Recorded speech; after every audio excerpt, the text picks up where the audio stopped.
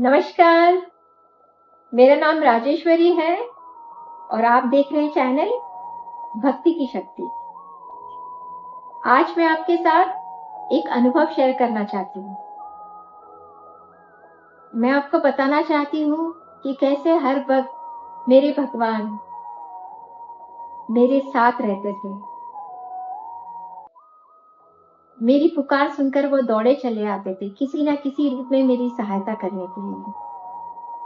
मैं एक single mother हूँ और अपने बच्चों को अकेले ही पालती थी। मैंने मन्नत मांगी थी 12 ज्योतिर्लिंग की। कई साल पुरानी बात है ये। उस समय फोन नहीं हुआ करते थे और बस भी बहुत कम हुआ करती थी कहीं आने जाने के लिए। तो मुझे अपने 12 ज्योतिर्लिंग के दर्शन तो करने ही थे। तो मैंने सोचा मैं भीमा शंकर से शुरू करती हूँ। मैं भीमा शंकर जाने के लिए निकली।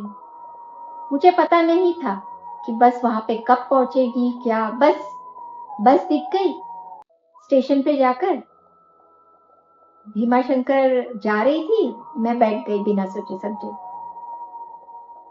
अब जब बस वहां पर पहुंचने वाली थी, आधे रास्ते में पहुंचे, तब मैंने कंडक्टर से पूछा कि बस वापस कब चलेगी यहाँ पे आने के लिए फिर से।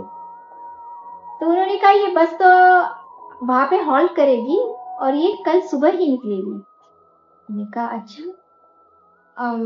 तो मंदिर के दर्शन वो कब तक खुले रहेंगे? उन्होंने कहा 9 बजे तो सब कुछ बंद हो जाता है, वहां पे मंदिर भी बंद हो जाता है।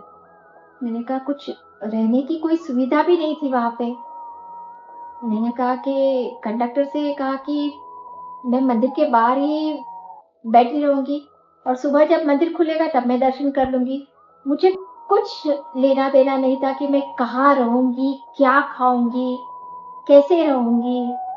इतना उस समय काफी घना जंगल हुआ करता था भीमा शंकर के पास।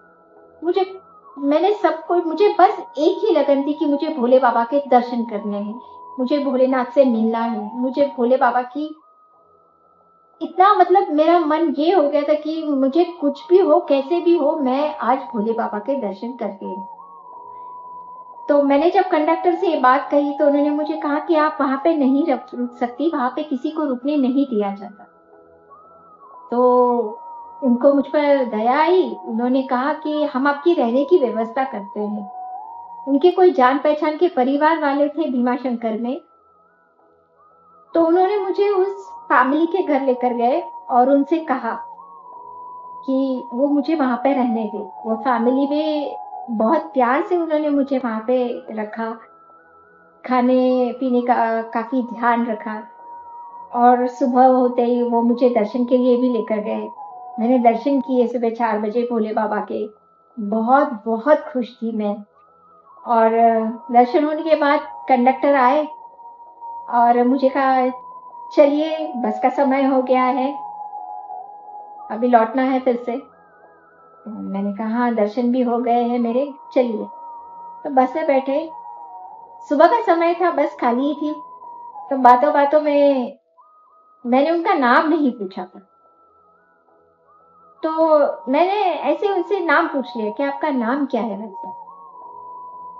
तो जैसे उन्होंने अपना नाम बोला, मैं ये सुन के हैरान रह गई कि ये ऐसे इतना चमत्कार तो भगवान ही कर सकते, मेरे भोले बाबा ही कर सकते। भगवान में बहुत बहुत शक्ति होती है, वो किस रूप में कैसे आएंगे ना आप सोच भी नहीं सकते। तो उन्होंने मुझे कहा कि मेरा नाम मोहन है। मैं सुनकर चौंक गई और मैंने कहा ड्राइवर का नाम? उन्होंने कहा शंकर। तो मैंने कहा शंकर नाम है उनका और आपका मोहन, जिनकी मैं हमेशा से बचपन से भक्ति करती आई हूँ, वही मोहन कंडक्टर बनकर आए और वही शंकर चालक बनकर आए और मुझे दर्शन करवाए।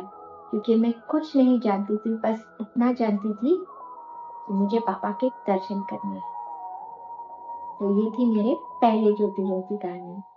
मिलते हैं अगली ज्योतिर्लिंग की कहानी में। नमस्कार।